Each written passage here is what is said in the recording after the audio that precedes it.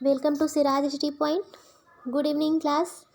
हम फिर से हाजिर हैं अपने यूपीएससी प्रीवियस ईयर्स पेपर्स को लेकर, जिसमें हम पॉलिटी के पेपर्स के डिस्कशन करेंगे। हमने इससे पहले 2 सेशन ऑलरेडी लिया है और हमारा जो इनिशिएटिव है उसके तहत हमने 2015 से 2021 तक के सारे प्रीवियस ईयर क्वेश्चन सॉल्व करने के बारे में सोचा था, जिसका ये लास्ट सेशन है। जिसके बाद लगभग जो हमारा तीनों सेशन है उसको मिला के 2015 से लेकर 2021 तक के सारे क्वेश्चन पेपर पॉलिटी से रिलेटेड यूपीएससी के सॉल्व हो जाएंगे।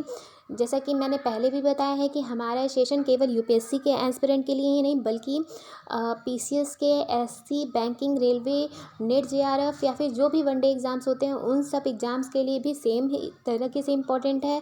हम जो भी क्वेश्चन डिस्कस करेंगे वो कि ना केवल यूपीएससी के पर्सपेक्टिव से, बल्कि बाकी जो भी एग्ज़ाम्स होते हैं उनके पर्सपेक्टिव से भी पॉइंट टू पॉइंट आपको उसके बारे में डिटेल्स देने की कोशिश करेंगे और आपको उसके बारे में समझाएंगे। तो प्लीज़ स्टूडेंट, आपको जैसा भी सेशन लगे तो हमारे सेशन को लाइक शेयर करना डेफिनेटली ना भूलें। और प्लीज़ अगर आपने अभी तक सिराज एचडी पॉइंट को सब्सक्राइब नहीं किया है तो प्लीज़ हमारे चैनल को सब्सक्राइब ज़रूर करें, ठीक है। तो चलिए हम स्टार्ट करते हैं आज के अपने पहले क्वेश्चन से। हमारा आज का पहला क्वेश्चन है, भारत के संदर्भ में नौकरशाही का निम्नलिखित में से कौन सा उपयुक्त चरित्र चित्रण है। ठीक है, तो यहाँ पर नौकरशाही की बात हो रही है। अगर हम इसके ऑप्शंस को देखें तो हमारा पहला ऑप्शन है संसदीय लोकतंत्र की व्याप्ति को विस्तार देने वाला अभिकरण। ठीक है, संघीय ढांचे को सुदृढ़ बनाने वाला अभिकरण, राजनैतिक स्थायित्व और आर्थिक वृद्धि को सुलभ बनाने वाला अभिकरण, लोक नीति को कार्यान्वित करने वाला अभिकरण। तो यहाँ पे मैं बता दूं कि यहाँ पे ऑप्शन डी सही है।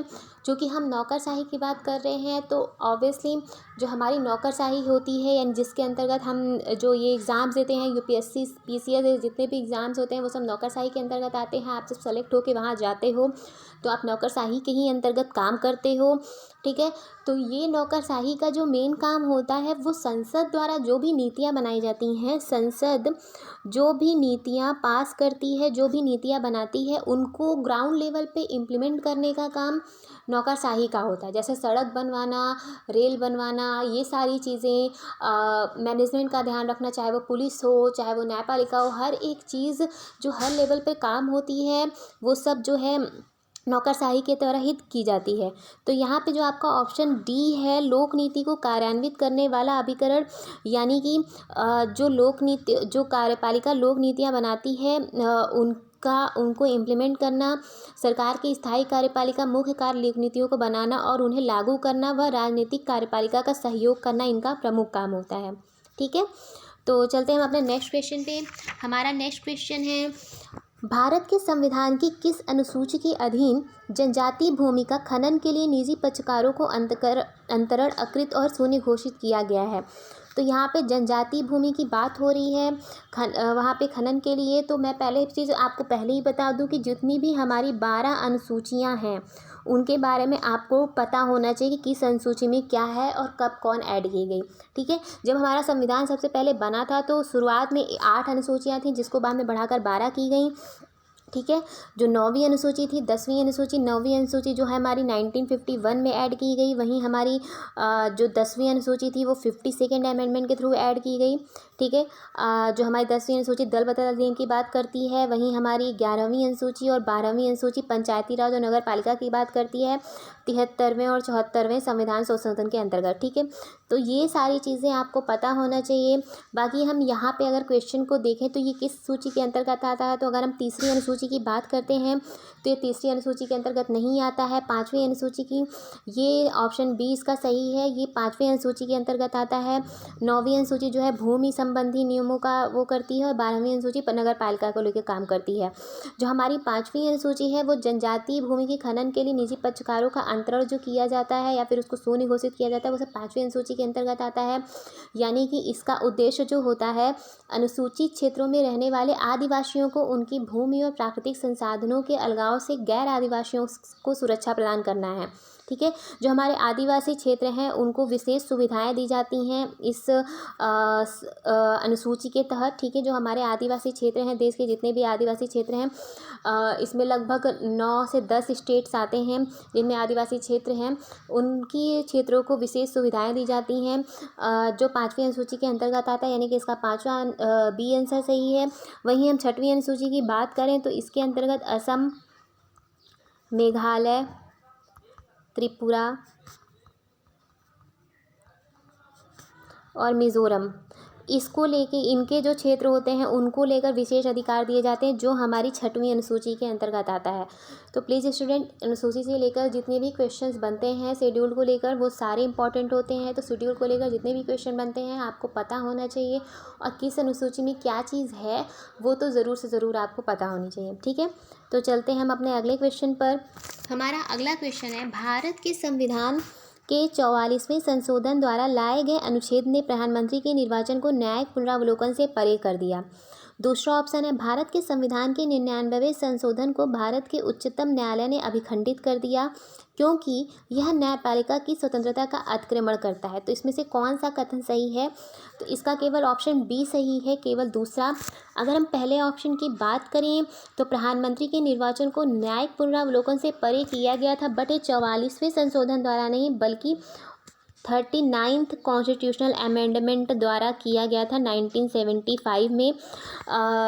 इसका जो है किया गया था कि पीएम जो प्रधानमंत्री के निर्वाचन को न्यायिक पुनरावलोकन से परे कर दिया गया था। इसका जो मेन मोटिव था, उद्देश्य था, वो इस समय जो इंदिरा गांधी थी, इंदिरा गांधी जी पीएम थी, तो उनका जो चुनाव था इलाहाबाद हाई कोर्ट द्वारा रद्द करा दिया गया था कुछ चीज़ें इलीगल पाए जाने के कारण। तो उस रद्द किए जो हाई कोर्ट द्वारा, इलाहाबाद हाई कोर्ट द्वारा जो रद्द किए गया चुनाव था उसको वापस से बहाल करने के लिए ये अमेंडमेंट लाया गया था, जिसके तहत ये कहा गया कि पीएम के चुनाव की जांच सिर्फ संसद द्वारा गठित समिति ही कर सकती है, ना कि न्यायालय उसकी जांच कर सकती है, चाहे वो हाई कोर्ट हो चाहे वो सुप्रीम कोर्ट हो। ठीक है, तो ये कब लाया गया? 39th अमेंडमेंट 1975 के तहत। वहीं हम दूसरे ऑप्शन के साथ अगर देखें तो भारत के संविधान के 99वें संशोधन को भारत के उच्चतम न्यायालय ने अभिखंडित कर दिया क्योंकि यह न्यायपालिका की स्वतंत्रता का अतिक्रमण करता है। तो ये सही है। अगर हम 99वें संविधान संशोधन की बात करें तो इसके तहत NJAC लाया गया था, नेशनल जुडिशियल अपॉइंटमेंट कमेटी, यानी कि राष्ट्रीय न्यायिक नियुक्ति आयोग। ठीक, इसके तहत क्या लाया गया था? राष्ट्रीय न्यायिक नियुक्ति आयोग लाया गया था। राष्ट्रीय न्यायिक नियुक्ति आयोग यानी कि NJAC लाया गया था। 99th अमेंडमेंट 2015 में इसको लाया गया था, जिसके तहत जो कोलेजियम प्रणाली होती है, कोलेजियम प्रणाली से जिससे हाई कोर्ट और सुप्रीम कोर्ट के जो जज होते हैं उनकी अपॉइंटमेंट की जाती थी, उस प्रणाली को ना लागू करके एक NJAC राष्ट्रीय न्यायिक नियुक्ति आयोग बनाया जाता, जिसके तहत जो है कोलेजियम सिस्टम को ना अपनाकर इसके तहत जो है जजों की अपॉइंटमेंट की जाती। बट इसके प्रावधान के बाद 5 जजों की कमेटी द्वारा इसे असंवैधानिक घोषित किया गया था, क्योंकि इसका सीधा सा न्यायालय ने, सुप्रीम कोर्ट ने ये इसका वो दिया कि रीज़न दिया कि ये न्यायपालिका की स्वतंत्रता का अतिक्रमण करता है। क्या करता है? न्यायपालिका की स्वतंत्रता, यानी कि जो उसके अधिकार हैं स्वतंत्रता का अतिक्रमण करता है, यानी उनमें हस्तक्षेप करता है, जिसके तहत जो है NJAC को रद्द कर दिया गया। और अभी जो हमारा सिस्टम चल रहा है जिसके तहत वो जजों की नियुक्ति की जाती है वो कोलेजियम प्रणाली है। ठीक है, तो चलते हैं हम अपने अगले क्वेश्चन की ओर। हमारा अगला क्वेश्चन है, न्यायाधीश जांच अधिनियम 1968 के अनुसार भारत के उच्चतम न्यायालय के किसी न्यायाधीश पर महाभियोग चलाने के प्रस्ताव को लोकसभा के अध्यक्ष द्वारा अस्वीकार नहीं किया जा सकता। ठीक, अगला ऑप्शन है, भारत का संविधान यह परिभाषित करता है और ब्यौरा देता है कि क्या क्या भारत के उच्चतम न्यायालय के न्यायाधीशों की अक्षमता और सिद्ध कदाचार को गठित करता है। भारत के उच्चतम न्यायालय के न्यायाधीशों के महाभियोग की प्रक्रिया के ब्यौरे न्यायाधीश जांच अधिनियम 1968 में दिए गए हैं। अगला है, यदि किसी न्यायाधीश के महाभियोग के प्रस्तावों को मतदान हेतु लिया जाता है तो विधि द्वारा अपेक्षित है कि वह प्रस्ताव संसद के प्रत्येक सदन द्वारा समर्थित हो और उस सदन की कुल सदस्य संख्या के बहुमत द्वारा तथा संसद के उस सदन के कुल उपस्थित और मत देने वाले सदस्यों के कम से कम 2/3 द्वारा समर्थित हो। ठीक है, तो हम एक एक ऑप्शन के साथ चलते हैं। अगर हम पहले ऑप्शन की बात करें तो न्यायाधीश जांच अधिनियम 1968 के अनुसार जो है भारत के उच्चतम न्यायालय के किसी न्यायाधीश पर महाभियोग चलाने के प्रस्ताव को लोकसभा द्वारा के अध्यक्ष द्वारा अस्वीकार नहीं किया जा सकता। ये गलत है। न्यायाधीश जांच अधिनियम जो 1968 है उसके तहत उच्चतम न्यायालय के न्यायाधीश पर जो महाभियोग का प्रस्ताव चलाया जाता है उसको लोकसभा के अध्यक्ष द्वारा अस्वीकार किया जा सकता है। ठीक है, किया जा सकता है, यहाँ पे लिखा है नहीं किया जा सकता, तो ये किया जा सकता है। ठीक है, न्यायाधीश जांच एक्ट 1968 के अनुसार सुप्रीम कोर्ट पर महाभियोग चलाने का प्रस्ताव लोकसभा अध्यक्ष द्वारा अस्वीकार किया जा सकता है। अगर हम अगले ऑप्शन की बात करें तो भारत का संविधान यह परिभाषित करता है कि अक्षमता और सिद्ध कदाचार को गठित करते हैं। तो मैं बता दूं कि अक्षमता और सिद्ध कदाचार को लेकर कोई भी परिभाषा नहीं दी गई है कि उसके अंतर्गत क्या क्या कंटेंट आते हैं, यानी किनके तहत न्यायाधीश के विरुद्ध महाभियोग लगाया जा सकता है या फिर उच्चतम न्यायालय के न्यायाधीशों की अक्षमता और सिद्ध कदाचार को गठित करते हैं, किसे कहते हैं। तो ऐसा कोई भी क्षमता और सिद्ध कदाचार के कारक परिस्थिति परिभाषित नहीं है संविधान में, यानी इन्हें परिभाषित संविधान में नहीं किया गया। तो ये ऑप्शन भी हमारा गलत होता है। हम चलते हैं अपने अगले ऑप्शन की तरफ। भारत के उच्चतम न्यायालय के न्यायाधीशों के महाभियोग की प्रक्रिया के ब्यौरे न्यायाधीश अधिनियम 1968 में दिए गए हैं।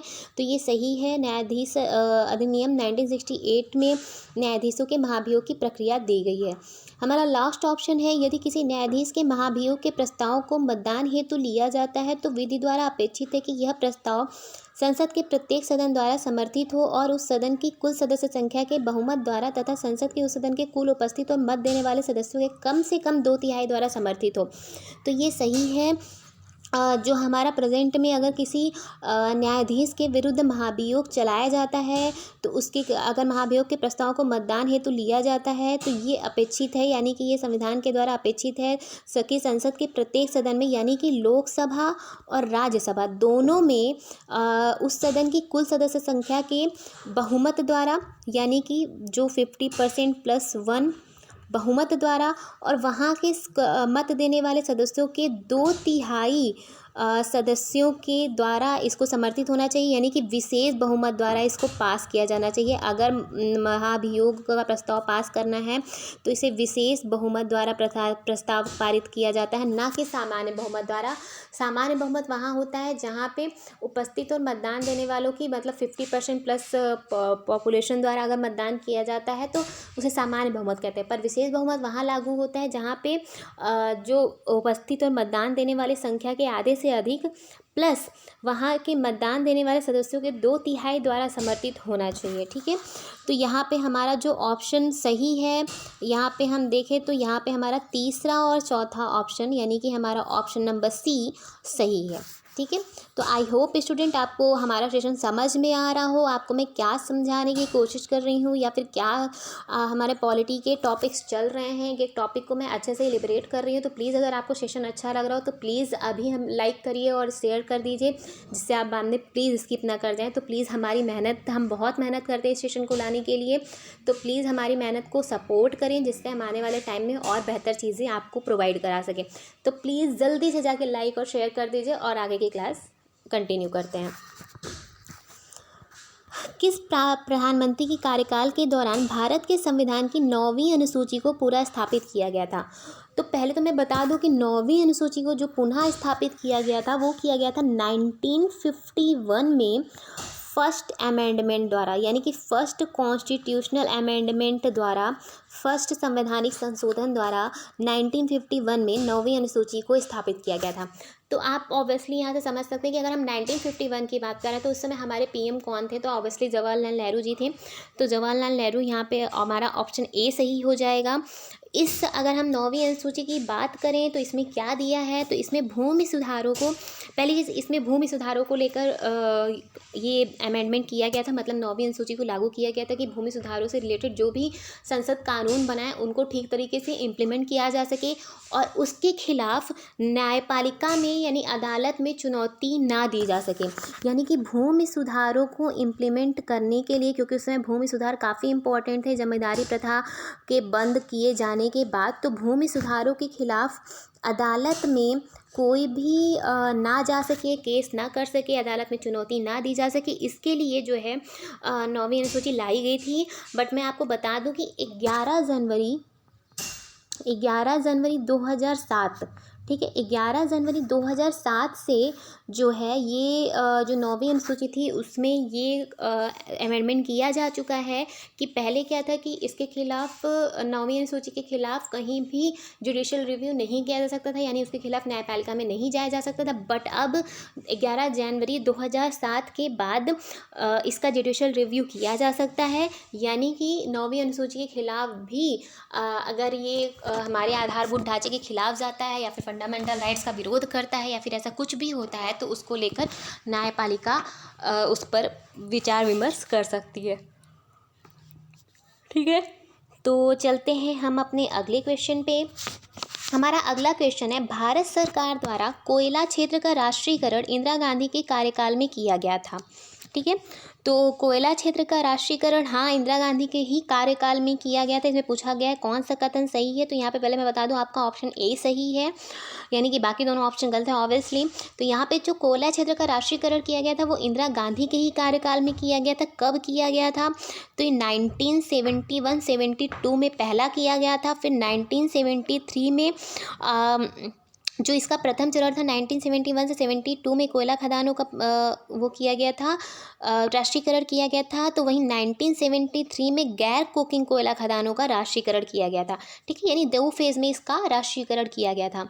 अगर हम वर्तमान में बात करें तो कोयला खंडों का आवंटन लॉटरी पद्धति के द्वारा किया जाता है, तो ये गलत है। वर्तमान में जो है कोयला खंडों का आवंटन जो है नीलामी प्रक्रिया द्वारा किया जाता है, ना कि क्या बोलते हैं लॉटरी पद्धति द्वारा। किसके द्वारा किया जाता है, नीलामी पद्धति द्वारा। भारत हाल के समय तक घरेलू आपूर्ति की कमी को पूरा करने के लिए कोयला का आयात करता था, किंतु अब भारत कोयला उत्पादन में आत्मनिर्भर है, तो ये गलत है। भारत हाल में अभी भी घरेलू आपूर्ति की कमी को पूरा करने के लिए कोयले का आयात करता है, यानी कि कोयला को लेकर भारत आत्मनिर्भर नहीं है। कोयले का आयात प्रतिवर्ष जो है बढ़ता भी जा रहा है, यानी कि भारत अभी भी कोयला को लेकर आत्मनिर्भर नहीं है। ठीक है, तो ये था हमारा ये वाला क्वेश्चन। चलते हैं हम अपने अगले क्वेश्चन पे। Let's move to the next question. हमारा अगला क्वेश्चन है, संसद निर्भरता निवारण अधिनियम 1959, ठीक है, कई पदों को लाभ के पद के आधार पर निर्भरता से छूट देता है। अगला है, उपयुक्त अधिनियम 5 बार संशोधित किया गया है। शब्द लाभ का पद भारत के संविधान में भली भांति परिभाषित किया गया है। तो यहाँ पे हम एक एक ऑप्शन के साथ चलते हैं, तो हमारा कौन सा कथन सही है। यहाँ पे हमारा पहला ए सही है, यानी हमें पहला दूसरा कथन सही है। संसद निर्भरता निवारण अधिनियम 1959 कई पदों को लाभ के पद के आधार पर निर्भरता से छूट देता है, तो ये सही है। अगर हम यहाँ पे लाभ के पद की बात करें कि किसी व्यक्ति को संसद अथवा विधायक पद पर चुने जाने हेतु अयोग्य घोषित किया गया है, यदि वह किसी लाभ के पद पर धारण करता है, तो अयोग्य घोषित कब किया जा सकता है, आर्टिकल 102, ठीक है, का एक, आर्टिकल 102 का एक और आर्टिकल 19(1) का, ये दोनों आर्टिकल के तहत किसी व्यक्ति को सांसद, यानी कि अगर वो संसद का मेंबर है यानी मंत्री है, या फिर मतलब विधान उसका मेंबर है, लोकसभा या राज्यसभा का मेंबर है, या फिर वो विधायक है यानी एमएलए है, तो इन दोनों पद पर चुने जाने हेतु अगर चुना गया है तो अयोग्य घोषित किया जा सकता है यदि वो किसी लाभ का पद धारण करता है। तो ये इन दोनों आर्टिकल के तहत कॉन्स्टिट्यूशन बताता है। अगर हम संसद निर्भरता निवारण अधिनियम 1959 की बात करें तो ये कई पदों को लाभ के पद के आधार पर निर्भरता से छूट देता है, ये सच है।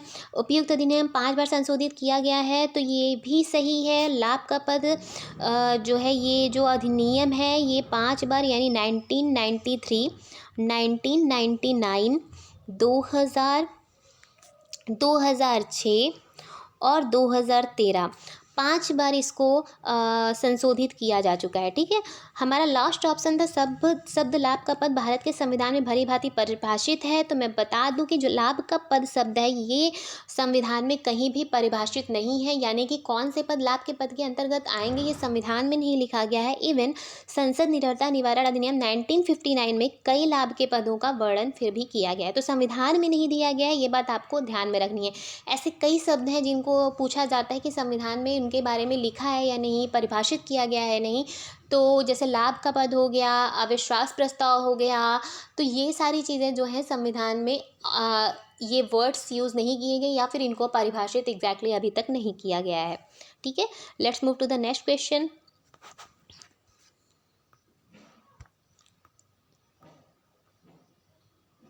हमारा अगला क्वेश्चन है, भारत में विशिष्टतः असुरक्षित जनजातीय समूहों पर्टिकुलरली वर्नरेबल ट्राइबल ग्रुप्स यानी पीवीटीजीज के बारे में निम्नलिखित कथनों पर विचार कीजिए। तो पीवीटीजीज देश के 18 राज्यों तथा एक संघ राष्ट्रीय क्षेत्र में निवास करते हैं, तो ये सही है। पीवीटीजीज जो हैं हमारे 18 राज्यों, ठीक है, 18 राज्य प्लस एक यूटी यानी कि संघ शासित क्षेत्र अंडमान एंड निकोबार में निवास करते हैं। ठीक है, तो हमारा पहला ऑप्शन सही है। स्तरीय कम होती जनसंख्या पीवीटीजी स्थिति के निर्धारण के मानदंडों में से एक है, तो ये भी हमारा सही है कि स्थिर और कम होती जनसंख्या, अगर किसी भी जनजाति संख्या, कोई भी जनजाति ग्रुप है उसकी जनजाति संख्या कम हो रही है या स्थिर हो गई है, तो वो भी पीवीटीजीज के अंडर में, मतलब उनके ग्रुप में शामिल हो सकता है।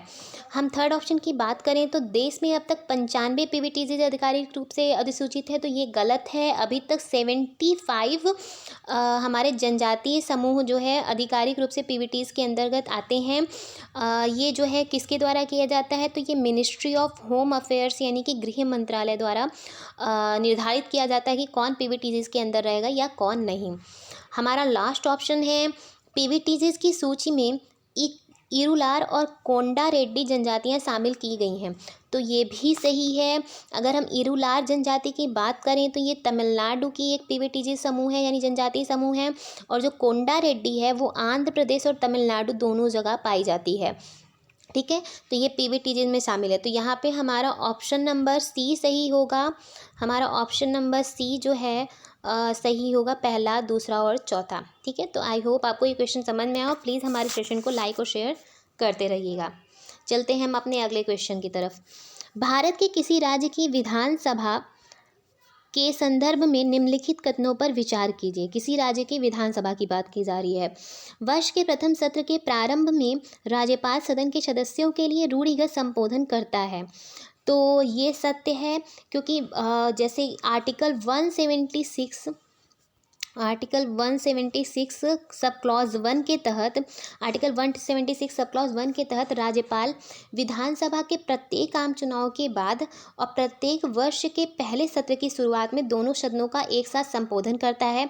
ठीक ऐसे ही सेंट्रल में राष्ट्रपति द्वारा संबोधन दिया जाता है और यहाँ पे राज्यपाल संबोधन देता है 176 सब क्लॉज 1 के तहत। ठीक है, हमारा दूसरा ऑप्शन है, जब किसी विशिष्ट विषय पर राज्य विधानमंडल के पास कोई नियम नहीं होता तो उस विषय पर लोकसभा के नियम का पालन करती है, तो ये ऑप्शन हमारा गलत है कि अगर जो है किसी विशिष्ट विषय पर राज्य विधानमंडल के पास कोई नियम नहीं होता तो वो जो है उस विषय पर लोकसभा के नियम का पालन नहीं करती, बल्कि अगर हम यहाँ पे कुछ आर्टिकल्स की बात करें तो आर्टिकल 208 सब क्लॉज 1 के तहत राज्य विधानमंडल सदन में कार्य संचालन के लिए नियम बनाने और उसे पालन करवाने का अधिकार है, यानी कि राज्य विधानमंडल जो है, राज्य विधानमंडल इसके तहत पहली चीज़ तो नियम बनाती है। ठीक है, आर्टिकल 208 सब क्लॉज 1 के तहत। अगर हम यहीं 208 सब क्लॉज 2 की बात करें तो जब तक नियम नहीं होता तो बनने तक पहले के कानून को ही लागू किया जाता है, यानी कि इसके पहले जो भी कानून रहे होंगे उसको लागू किया जाता है बजाय कि लोकसभा के नियम का पालन करने के। अगर हम इसी के सब क्लॉज 3 की बात करें 208 की, तो राज्यपाल विधान परिषद वाले राज्य में विधानसभा के स्पीकर और विधान परिषद के सभापतियों से परामर्श करके दोनों सदनों के लिए नियम बना सकता है। यानी कौन बना सकता है? राज्यपाल जो है विधानसभा के अध्यक्ष और विधान परिषद के सभापति यानी स्पीकर और सभापति से परामर्श करके दोनों सदनों के लिए नियम बना सकता है। 208(3) के तहत, 208(2) के तहत जो होता है पुराने नियम पालन किए जाते हैं, नए नियम बनाए जा सकते हैं 208(1) के तहत, यानी कि लोकसभा के नियम का पालन नहीं किया जाता। तो यहाँ हमारा ऑप्शन नंबर ए सही है। ठीक है, let's move to the next question. Bharat के संविधान का कौन सा अनुच्छेद अपने पसंद के व्यक्ति से विवाह करने के किसी व्यक्ति के अधिकार को संरक्षण देता है? तो सुप्रीम कोर्ट का ये निर्णय आर्टिकल 21 के अंतर्गत आता है कि कोई भी व्यक्ति अपने पसंद के व्यक्ति से विवाह कर सकता है। कोई भी व्यक्ति अपने पसंद के व्यक्ति से विवाह कर सकता है। तो ये आर्टिकल 21 के अंतर्गत आता है। सुप्रीम कोर्ट का ये निर्णय अगर हम बात करें तो हादियावाद एक था, मतलब हादिया केस कहा जाता है, हादियावाद। इसके तहत ये निर्णय दिया गया था कि अपनी पसंद के व्यक्ति से विवाह करना आर्टिकल 21 के अंतर्गत आता है। ठीक है, तो चलते हैं हम अपने अगले क्वेश्चन पर। पर्यावरण संरक्षण क्वेश्चन देखते हैं। पहले इसको मैं थोड़ा सा जूम कर देती हूँ। ओके। पर्यावरण संरक्षण अधिनियम 1986 भारत सरकार को सशक्त करता है कि ऑप्शन नंबर 1, वह पर्यावरणीय संरक्षण की प्रक्रिया में लोक सहभागिता की आवश्यकता का और इसे हासिल करने की प्रक्रिया और रीति का विवरण दे। ऑप्शन नंबर 2, वह विभिन्न स्रोतों से पर्यावरणीय प्रदूषकों के उत्सर्जन या विसर्जन के मानक को निर्धारित करे। तो यहाँ पे मैं पहले ही आपको बता दूं कि हमारा ऑप्शन नंबर सी सही है, यानी कि हमारा पहला और दूसरा दोनों ऑप्शन सही है। अब यहाँ पे हम पर्यावरण संरक्षण अधिनियम 1986 की बात कर रहे हैं, तो इसके बारे में बता दूं कि इसमें जो है लोक सहभागिता का उल्लेख जो है यहाँ पे कहा गया है ना, पर्यावरण संरक्षण की प्रक्रिया में लोक सहभागिता की आवश्यकता का और इसे हासिल करने की प्रक्रिया और रीति का विवरण है। तो ये सही है। ये किसके तहत दिया गया है? तो ये पर्यावरण संरक्षण अधिनियम के भाग 4,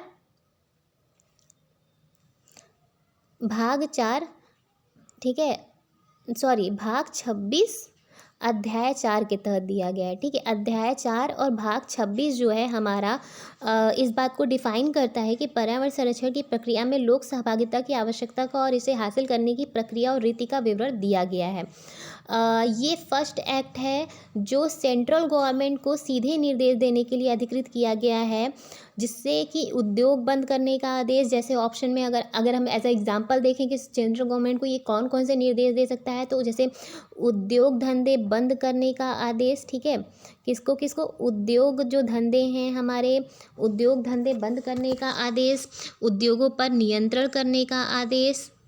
ठीक है, क्या उद्योगों पर नियंत्रण करने का आदेश, परीक्षण के लिए जैसे कोई परीक्षण किया जाता है, कोई भी साइंटिफिक परीक्षण, वैज्ञानिक परीक्षण किया जाता है तो उसके लिए स्वीकृति, ये सब पर्यावरणीय संरक्षण अधिनियम 1986 के तहत ही दिया जाता है।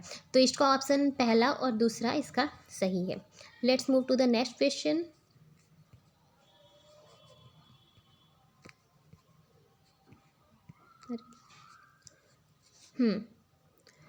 चलिए हम अपने अगले क्वेश्चन को ध्यान देते हैं। निम्नलिखित में से किस एक का यह सुझाव था कि राज्यपाल को उस राज्य के बाहर का एक प्रतिष्ठित व्यक्ति होना चाहिए और उसे एक ऐसा तटस्थ व्यक्ति होना चाहिए जिसके गहन राजनीतिक जुड़ाव ना हो या उसने हाल के पिछले वर्षों में राजनीति में भाग नहीं लिया हो? तो इसमें ऑप्शन दिया है, पहला प्रशासनिक सुधार आयोग 1966, राजमन्दार समिति 1969, सरकारी आयोग 1983 और संविधान के कार्यचालन की समीक्षा हेतु राष्ट्रीय आयोग 2000। तो इसका ऑप्शन सी सही है। सरकारी आयोग जो 1983 का रहा है, जिसकी रिपोर्ट 1987 में प्रकाशित की गई थी, उसमें ऐसा सुझाव दिया गया था। जो ये सरकारी आयोग है वो सेंट्रल स्टेट रिलेशन की बात करता है, इस पर टिप्पणी करता है। इसने ही ऐसा सुझाव दिया था कि जो है राज्यपाल को राज्य के बाहर का व्यक्ति होना चाहिए और राज्यपाल की नियुक्ति मुख्यमंत्री से प्रभावी सलाह लेकर ही करना चाहिए। ठीक है, क्या क्या यहाँ पे जो दिया है, राज्य के बाहर का एक प्रतिष्ठित व्यक्ति होना चाहिए और एक ऐसा तटस्थ व्यक्ति होना चाहिए जो गहन राजनीतिक जुड़ाव से ना हो या उसने हाल ही में पिछले वर्षों में राजनीति में भाग नहीं लिया हो। ठीक इसी के साथ उसे जो है मुख्यमंत्री यानी सीएम के प्रभावी सलाह के अनुसार ही उसकी नियुक्ति की जानी चाहिए, अपने आप नहीं, क्योंकि ऑब्वियसली जो हमारा राज्यपाल होता है उसकी नियुक्ति सेंट्रल गवर्नमेंट द्वारा की जाती है। तो बहुत बार ऐसा देखा गया है, जैसे दिल्ली में ही आप देख सकते हो जो उपराज्यपाल हैं हमारे और हमारे जो सीएम हैं केजरीवाल, उन दोनों के बीच में हमेशा बनाठनी रहती है कि मतलब ठनाठनी रहती है, अच्छे संबंध नहीं है। तो अगर मुख्यमंत्री की सलाह लेकर किया जाएगी राज्यपाल की नियुक्ति तो उन दोनों के बीच में एक अच्छे संबंध स्थापित होंगे, जिसका हमारी जो राजनीति है या फिर हमारी जो एक संवैधानिक व्यवस्था है उस पर गहरा और बेहतर इफेक्ट पड़ेगा, हमारे जो नीतियां हैं उनके इम्प्लीमेंटेशन पर अच्छा इफेक्ट पड़ेगा। जबकि क्या होता है कि सीएम के प्रभावी सलाह से इसकी नियुक्ति नहीं की जाती, जबकि सेंट्रल गवर्नमेंट अपने ही आधार पर करती, जिसके कारण जो है राज्यपाल और हमेशा खासकर यूटीज़ में ज़्यादा देखा जाता है, जैसे पुदुचेरी हो गई, दिल्ली हो गई, ये सब जगह कि हमेशा सीएम और राज्यपाल के बीच में प्रॉब्लम्स हमेशा बनी रहती हैं। ठीक है, तो चलते हैं हम अपने नेक्स्ट क्वेश्चन की तरफ। भारत में दूरसंचार, बीमा, विद्युत आदि जैसे क्षेत्रों में स्वतंत्र नियामकों का पुनरीक्षण निम्नलिखित में से कौन करता या करती है? तो इसका ऑप्शन है संसद द्वारा गठित तदर्थ समितियां, संसद विभाग संबंधी स्थायी समितियां, वित्त आयोग, वित्तीय क्षेत्र विधायी सुधार आयोग, नीति आयोग। तो इसका ऑप्शन नंबर हमारा ए सही है, यानी कि संसद द्वारा गठित तदर्थ समितियां और संसद द्वारा गठित स्थायी समितियां। अगर हम यहाँ पे संसदीय समितियों की बात करते हैं, क्योंकि यहाँ पे समितियों की बात की गई है, तो समितियाँ दो प्रकार की होती हैं। ठीक है, एक होती हैं तदर्थ समितियाँ। ठीक है, कौन होती हैं? तदर्थ समितियाँ। एक होती हैं स्थायी समितियाँ। ठीक है, जो हमारी तदर्थ समितियां होती हैं वो आवश्यकता अनुसार बनाई जाती हैं, यानी कि उनका गठन अगर किसी पर्टिकुलर, जैसे मान लीजिए टैक्स संबंधित कोई विवाद आया या फिर कोई विशेषाधिकार संबंधी मुद्दा आया या फिर कोई भी ऐसा मुद्दा है जिसका इंस्टेंट हमें सॉल्यूशन चाहिए, तो उसको लेकर हम तदर्थ समिति का गठन किया जाता है, उनका आवश्यकता अनुसार गठन किया जाता है और उनका उस काम को पूरा होने के बाद उनको स्थगित कर दिया जाता है, यानी उनको ख़त्म कर दिया जाता है। बट जो हमारी स्थायी समितियाँ होती हैं वो हमारी हमेशा गठित रहती हैं, जैसे हमारी लोक नियोजन समिति हो गई, और भी जो हमारी समितियां हैं जो बजट पर काम करती हैं, या फिर जो क्योंकि हर साल उनकी ज़रूरत पड़ती है, जो कैग की रिपोर्ट्स पर काम करती हैं, प्राक्कलन समिति हो गई, ये सारी समितियां जो होती हैं वो स्थायी समितियां होती हैं। इनका जो है पर ईयर इनकी नियुक्ति की जाती है और इनका कार्य लगातार चलता रहता है, जबकि तदर्थ समितियां आवश्यकता अनुसार ही गठित की जाती हैं। अगर हम इस क्वेश्चन की बात करें तो भारत में जो दूरसंचार, बीमा, विद्युत आदि जैसे क्षेत्रों में जो स्वतंत्र नियामकों का पुनरीक्षण किया जाता है तो वो जो है तदर्थ और स्थायी समितियों द्वारा ही किया जाता है। ठीक है, चलते हैं हम अपने अगले क्वेश्चन पे। भारत की पंचवर्षीय योजनाओं के संदर्भ में निम्नलिखित में से कौन सा कथन सही है? दूसरी पंचवर्षीय योजना से बुनियादी तथा पूंजीगत वस्तु उद्योगों के प्रतिस्थापन की दिशा में निश्चयात्मक जोर दिया गया।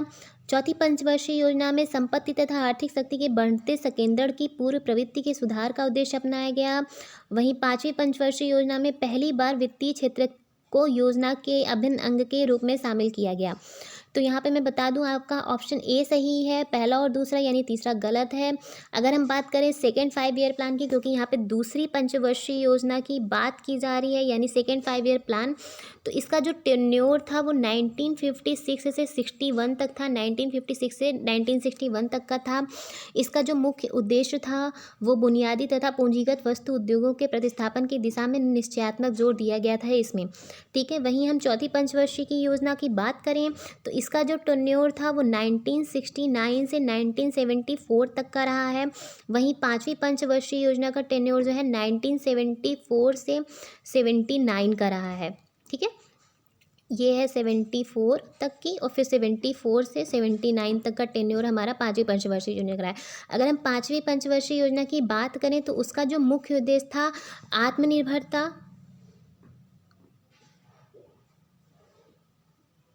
आत्मनिर्भरता, गरीबी उन्मूलन, ठीक है, गरीबी उन्मूलन, बेरोजगारी, गरीबी उन्मूलन, आत्मनिर्भरता, बेरोजगारी की समाप्ति, न्यूनतम आवश्यकता पूर्ति, ये सब इसके उद्देश्य थे।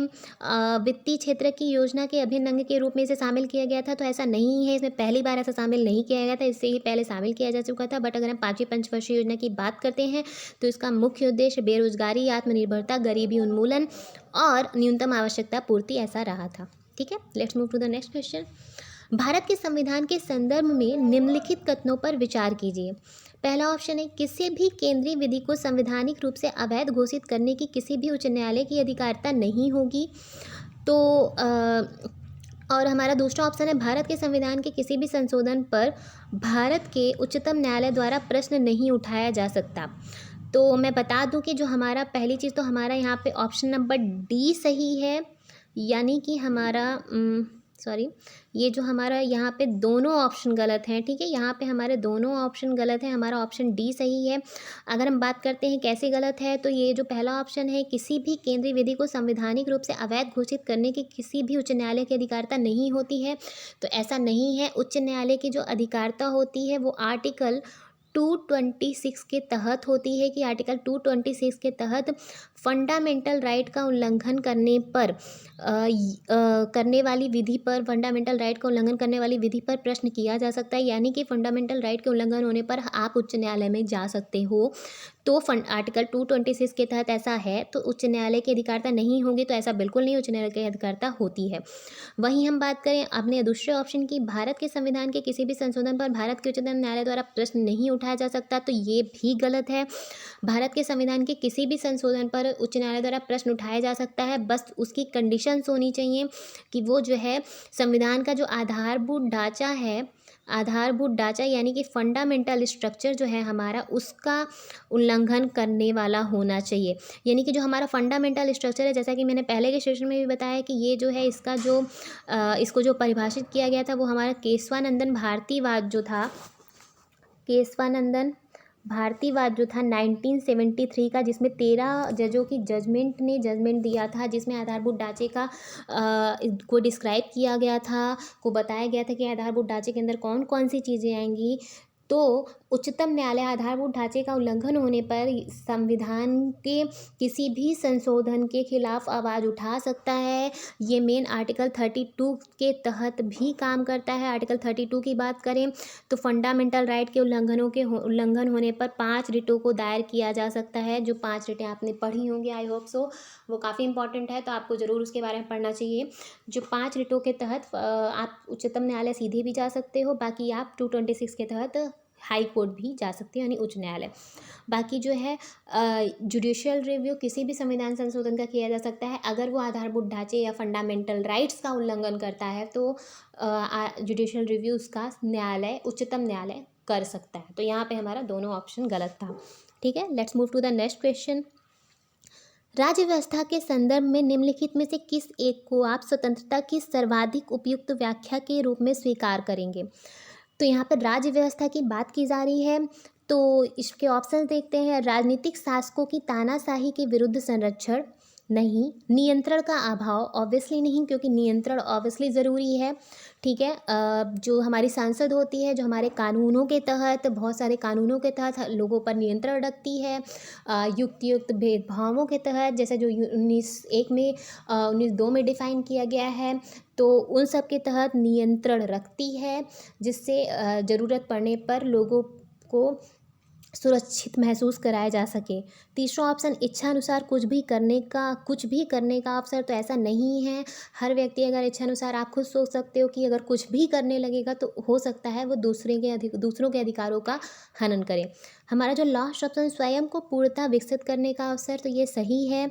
यहाँ पे इससे अर्थ है कि स्वतंत्रता का अर्थ जो है, क्योंकि हम राज्य व्यवस्था के संदर्भ में स्वतंत्रता की क्या व्याख्या कर सकते हैं, इसकी हम बात कर रहे हैं, तो स्वतंत्रता का सीधा सा मतलब है कि हम स्वयं को पूरी तरह से विकसित कर सकें, यानी कि बिना किसी अन्य की स्वतंत्रता बाधित किए, यानी कि बिना किसी अन्य जो व्यक्ति है उसकी स्वतंत्रता बाधित किए बिना, और बिना कानून व्यवस्था को क्षति पहुंचाए, यानी जो कानून व्यवस्था हमारी है उसको बिना क्षति पहुंचे और बिना किसी दूसरे की स्वतंत्रता बाधित भी ना हो, तो व्यक्ति अपने व्यक्तित्व का संपूर्ण विकास करता है, तो इसे ही पूरी तरह से स्वतंत्रता कहते हैं। ठीक है, यानी कि किसी अन्य की स्वतंत्रता बाधित किए बिना और बिना कानून व्यवस्था को क्षति पहुंचाए व्यक्ति अपने व्यक्तित्व का संपूर्ण विकास कर सके, यही स्वतंत्रता का शाब्दिक अर्थ है, और ये इसका संपूर्ण अर्थ भी कह सकते हैं आप। ठीक है, तो let's move to the next question. ऐसे क्वेश्चन ज़्यादातर यूपीएससी में ही पूछे जाते हैं डिस्क्रिप्टिव वे में कि इसका क्या अर्थ होता है। ऐसे क्वेश्चन थोड़ा सा आपको वनडे एग्जाम्स में कम दिखेंगे, बट हाँ,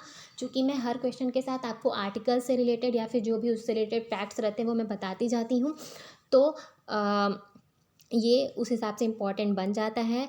अगर हम यहाँ पे स्वतंत्रता की अधिकार की बात करें तो जो है हमारा आर्टिकल 14 से लेकर 19 जो है हमारी समानता के अधिकार की बात करता है। ठीक है, 14 से लेकर 19 वहीं समानता के अधिकार की बात करता है। तो हमारा 20 से लेकर 22 जो है वो हमारा स्वतंत्रता के अधिकार की बात करता है।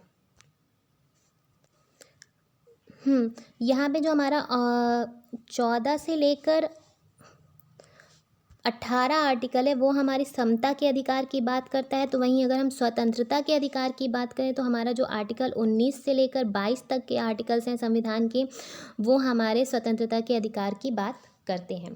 ठीक है, तो चलते हैं हम अपने अगले क्वेश्चन की ओर। हमारा अगला क्वेश्चन है, भारतीय इतिहास के संदर्भ में 1884 का रखमाबाई मुकदमा किस पर केंद्रित था।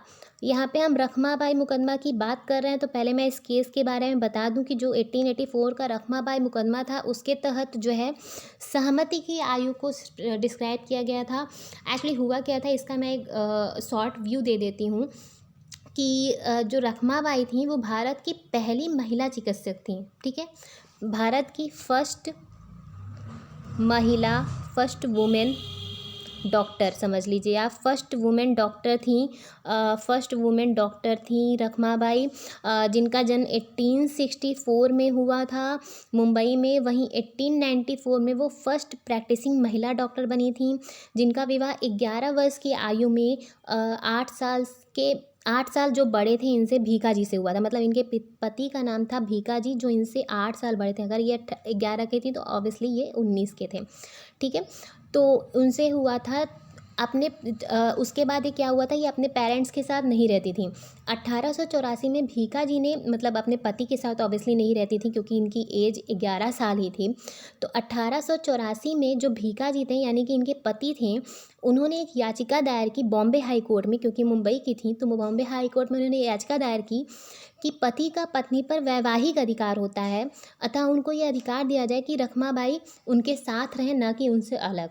ठीक है, तो ये उनको कोर्ट मतलब ये आदेश दे कि रखमाबाई भीखा जी के साथ रहें।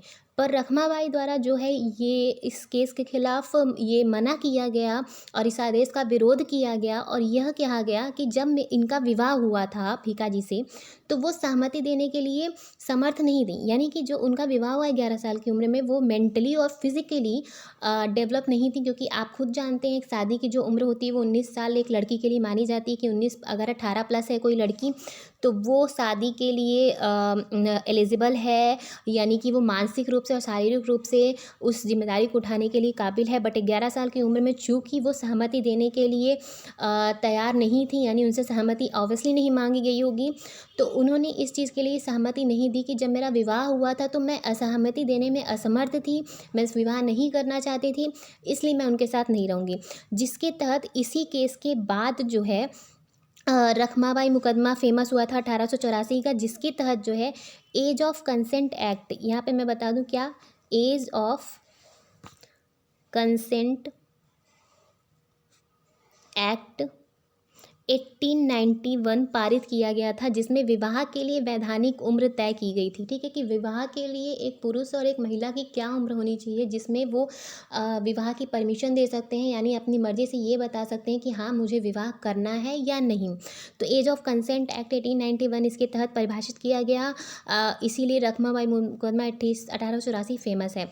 यहाँ पर अगर हम ऑप्शंस की बात करते हैं तो यहाँ पर पूछा गया रखमाबाई मुकदमा किससे संबंधित है, तो मैंने पहले ही बता दिया कि महिलाओं की शिक्षा पाने का अधिकार ये नहीं होगा, सहमति की आयु, दाम्पत्य अधिकारों का प्रतिस्थापन। तो यहाँ पे दूसरा तीसरा ऑप्शन सही होगा, यानी कि ऑप्शन नंबर बी हमारा सही होगा। ठीक है, तो let's move to the next question. संसदीय व्यवस्था वाली सरकार वह होती है जिसमें संसद के सभी राजनीतिक दलों का सरकार में प्रतिनिधित्व होता है। नहीं, सरकार संसद के प्रति उत्तरदायी होती है और उसके द्वारा हटाई जा सकती है। तो यहाँ पे ऑप्शन बी सही होगा, क्योंकि हम संसदीय व्यवस्था की बात कर रहे हैं। इससे लेकर कई क्वेश्चन हम पहले भी डिस्कस कर चुके हैं। सरकार जो है वो संसद के प्रति उत्तरदायी होती है। हमारी जो मंत्रिपरिषद होती है वो लोकसभा के प्रति उत्तरदायी होती है। वह जो सरकार होती है संसद के प्रति उत्तरदायी होती है और संसद के प्रति उत्तरदायी होती है और जो है उसके द्वारा ही हटाई जा सकती है। ठीक इसी तरह जो हमारी मंत्रिपरिषद होती है, मंत्रिपरिषद जो होती है वो लोकसभा के प्रति उत्तरदायी होती है और लोकसभा अविश्वास मत प्रस्ताव पारित कर, लोकसभा जो अविश्वास प्रस्ताव जो है पारित करके और सरकार को हटा सकती है। ठीक है, सरकार को हटाने के लिए क्या पारित किया जाता है? अविश्वास प्रस्ताव। ये आपने पढ़ा होगा। ठीक है, तो यहीं पे वही मैंने बात की संसदीय व्यवस्था किसे कहते हैं, तो इसका ऑप्शन यहाँ पे बी सही होगा। अगर हम अदर ऑप्शन की ओर जाते हैं तो सरकार लोगों के द्वारा निर्वाचित होती है और उसके द्वारा हटाई जा सकती है। तो यहाँ पे ऐसा नहीं है, लोगों के द्वारा निर्वाचित तो होती है बट हटाई लोगों के द्वारा नहीं जा सकती। ये हमारे इंडिया में ऐसा लोकतंत्र नहीं है। कई देशों में ऐसा लोकतंत्र है जहाँ पे सरकार के द्वारा रिकॉल किया जा सकता है, यानी कि सरकार को वापस बुलाया जा सकता है लोगों के द्वारा। और लास्ट ऑप्शन हमारा सरकार संसद के द्वारा चुनी जाती है किंतु निर्धारित समयावधि के पूर्ण होने के पूर्व हटाई नहीं जा सकती। तो ये भी गलत है, क्योंकि संसद निर्धारित समय के पूर्व यानी कि 5 साल के पहले भी हटाई जा सकती है अगर वो संसद में यानी कि मंत्रिपरिषद में अपना अविश्वास प्रस्ताव पारित हो जाता है। लोकसभा द्वारा अविश्वास प्रस्ताव पारित किया जाता है, यानी कि जो विरोधी दल होता है उसके द्वारा अगर अविश्वास प्रस्ताव पारित हो जाता है तो 5 वर्ष के पूर्व भी सरकार हट सकती है। तो यहाँ पे हमारा ऑप्शन बी सही होगा। ठीक है, चलते हैं हम अपने अगले क्वेश्चन की तरफ। भारत के संविधान का कौन सा भाग कल्याणकारी राज्य के आदर्श की घोषणा करता है? तो कल्याणकारी राज्य के आदर्श की घोषणा हमारा डीपीएसपी करता है, यानी कि राज्य का नीति निर्देशक तत्व, जो हमारे संविधान के भाग 4 के अंतर्गत आता है। आर्टिकल यहाँ पे 37 जो है, 2 आर्टिकल ऐसे हैं जो कल्याणकारी राज्य के आदर्श की मेन घोषणा करते हैं, यानी बताते हैं क्या है। तो आर्टिकल 37 के तहत जो है ये है कि जो राज्य का नीति निर्देशक तत्व होगा वो देश शासन में मूलभूत राज्य का कर्तव्य के विधि बनाने में इसका प्रयोग करेगा। यानी कि जो देश होगा शासन में मूलभूत राज्य का कर्तव्य की होगा कि विधि बनाने में डीपीएसपी का शासन जो है, सरकार जो है डीपीएसपी का विधि बनाने में प्रयोग करेगी। अगर हम यहीं आर्टिकल 38 की बात करें तो आर्टिकल 38 के तहत राज्य लोक कल्याण की अभिवृद्धि के लिए सामाजिक, आर्थिक और राजनीतिक न्याय द्वारा सामाजिक व्यवस्था सुनिश्चित करने के साथ आय, प्रतिष्ठा, सुविधाओं और अवसर की असमानता समाप्त करने का भी प्रयास करेगा। तो यानी कि जो हमारा आर्टिकल 37 और आर्टिकल 38 है वो दोनों मेनली कल्याणकारी राज्य के आदर्श की घोषणा करते हैं, यानी कि यहाँ पे राज्य का नीति निर्देशक तत्व घोषणा करता है। यहाँ पे आप ऑब्वियसली जानते होंगे कि जब हम फंडामेंटल राइट और नीति निर्देशक तत्व की बात करते हैं तो जो हमारा फंडामेंटल राइट्स होता है वो हमारा प्रवर्तनीय होता है, वहीं हमारा डीपीएसपी प्रवर्तनीय नहीं होता है, जबकि डीपीएसपी का यूज़ विधि बनाने में किया जाता है। ठीक है, विधियों को बनाने में डीपीएसपी का यूज़ पूरी तरह से किया जाता है ऑब्वियसली। ठीक है, तो let's move to the next question. हमारा नेक्स्ट क्वेश्चन है, निम्नलिखित कथनों पर विचार कीजिए। पहला है, भारत का संविधान अपने मूल ढांचे को संघवाद, पंथनिरपेक्षता, मूल अधिकारों तथा लोकतंत्र के रूप में परिभाषित करता है। ठीक है, हमारा दूसरा ऑप्शन है, भारत का संविधान नागरिकों की स्वतंत्रता तथा उन आदर्शों जिन पर संविधान आधारित है की सुरक्षा हेतु न्यायिक पुनरावलोकन की व्यवस्था करता है। तो यहाँ के अगर हम पहले ऑप्शन की बात करें तो भारत का संविधान अपने मूल ढांचे यानी कि हमारा जो आधारभूत ढांचे को डिफाइन किया गया है केशवानंद भारतीवाद जो 1973 के तहत को संघवाद, पंथनिरपेक्षता, मूल अधिकारों तथा लोकतंत्र के रूप में परिभाषित करता है। तो ऐसा नहीं है। जो है भारत का संविधान अपने मूल ढांचे को संघवाद, इसमें जो पंथ निरपेक्षता ये है, मूल अधिकारों तथा लोकतंत्र के रूप में परिभाषित करता है, तो ये ऑप्शन हमारा गलत है। अगर हम अपने दूसरे ऑप्शन की बात करें तो भारत का संविधान नागरिकों की स्वतंत्रता तथा उन आदर्शों जिन पर संविधान आधारित है की सुरक्षा है तो न्यायिक पुनरावलोकन की व्यवस्था करता है, तो ये सही है। जो मूल ढांचा है वो संविधान में परिभाषित नहीं किया गया है। यहाँ पे मैं पहले ही बता दूं कि यहाँ पे ये ऑप्शन इसलिए गलत है क्योंकि हम मूल ढांचे की बात कर रहे हैं, तो जैसे मैंने पहले ही बताया कि इसे जो परिभाषित किया गया है वो केशवानंदन भारतीवाद में किया गया है। ठीक है। केशवानंदन भारतीवाद जो हुआ था, केस हुआ था 1973 के, उसके तहत मूल ढांचे को परिभाषित किया गया, ना कि इसे संविधान में परिभाषित किया गया है। तो यहाँ पे क्या लिखा है, भारत का संविधान अपने मूल ढांचे को परिभाषित करता है, तो ऐसा नहीं है, संविधान में परिभाषित नहीं किया गया है। जबकि अगर हम मूल ढांचे की बात करें तो हाँ, इसके अंतर्गत संघवाद की परिभाषा, संघवाद की अवधारणा, पंथ निरपेक्षता, मूल अधिकार तथा लोकतंत्र, ये सारी चीज़ें मूल ढांचे के अंतर्गत ऑब्वियसली आती हैं, बट इसे संविधान में परिभाषित नहीं किया गया है। और जो हमारा दूसरा ऑप्शन है, ये पूरी तरह से सही है कि न्यायिक पुनरावलोकन की व्यवस्था संविधान पूरी तरह से करता है। यदि कोई भी अमेंडमेंट, कोई भी संविधान संशोधन या फिर कोई भी नीतियाँ, संसद की कोई भी नीतियाँ संविधान के तथ्यों का उल्लंघन करती हैं, फंडामेंटल राइट का उल्लंघन करती हैं, मूल ढांचे का उल्लंघन करती हैं, किसी का भी उल्लंघन करती हैं, तो न्यायालय उस पर न्यायिक पुनरावलोकन कर सकता है। ठीक है, तो यहाँ पे हमारा ऑप्शन बी सही है। चलते हैं हम अपने अगले क्वेश्चन पे। गांधीवाद और मार्क्सवाद के बीच एक समान सहमति पाई जाती है। ठीक है, गांधीवाद और मार्क्सवाद के बीच यह निम्नलिखित में से कौन सी है। तो यानी कि आपको बताना है कि गांधीवाद और मार्क्सवाद किन किन चीज़ों को लेकर एक साथ, मतलब एक मुद्दे पर काम करता है। तो यहाँ पर मैं बता दूं, वर्ग संघर्ष को लेकर अगर हम बात करते हैं तो वर्ग संघर्ष की बात गांधी जी कभी नहीं करते थे। गांधीवाद वर्ग संघर्ष के नहीं, बल्कि मार्क्सवाद वर्ग संघर्ष को डिफाइन करता है। ऑब्वियसली मार्क्सवाद वर्ग संघर्ष को डिफाइन करता है। निजी संपत्ति की समाप्ति, तो निजी संपत्ति को लेकर मार्क्सवाद कहता है कि निजी संपत्ति नहीं होनी चाहिए, बट गांधी जी का ये है कि निजी संपत्ति होनी चाहिए। उन्होंने जो है ट्रेड उसकी अवधारणा दी है कि निजी संपत्ति होनी चाहिए, बट हाँ, प्रत्येक व्यक्ति को उतना ही कमाना चाहिए जितनी उसकी आवश्यकता हो, उसके बाद एक्स्ट्रा कमाया हुआ चीज़ उसको दूसरों को दे देना चाहिए।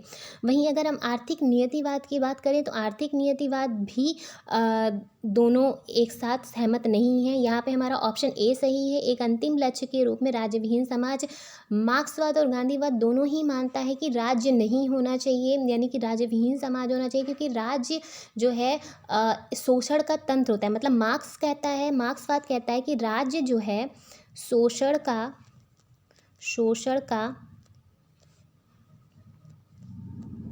तंत्र होता है। ठीक है, और वहीं गांधी जी की अगर हम बात करें तो गांधी जी हमेशा से राज्य का विरोधी रहे हैं कि राज्य नहीं होना चाहिए। अगर राज्य नहीं होगा तो जो लोग होंगे वो स्वनियंत्रित होंगे, यानी जो समाज होगा वो स्वनियंत्रित होगा, उसको किसी नियंत्रण की आवश्यकता नहीं है, यानी कि राज्य की आवश्यकता नहीं है। जो समाज होगा वो स्वनियंत्रित होगा और हिंसा, जिसके परिणाम स्वरूप हिंसा जो है नहीं पनपेगी। उनके हिसाब से पुलिस व्यवस्था और ये सब की भी ज़रूरत नहीं है। तो गांधीवाद और मार्क्सवाद एक चीज़ में एक साथ ठहरता है, एक अंतिम लक्ष्य के रूप में राज्यविहीन समाज, यानी राज्य नहीं होना चाहिए। यहाँ पे मैं एक चीज़ और आपको बता दूं कि जो गांधी जी और मार्क्स दोनों की अगर हम बात करें तो दोनों ही अराजकतावादी विचारक थे। क्या थे?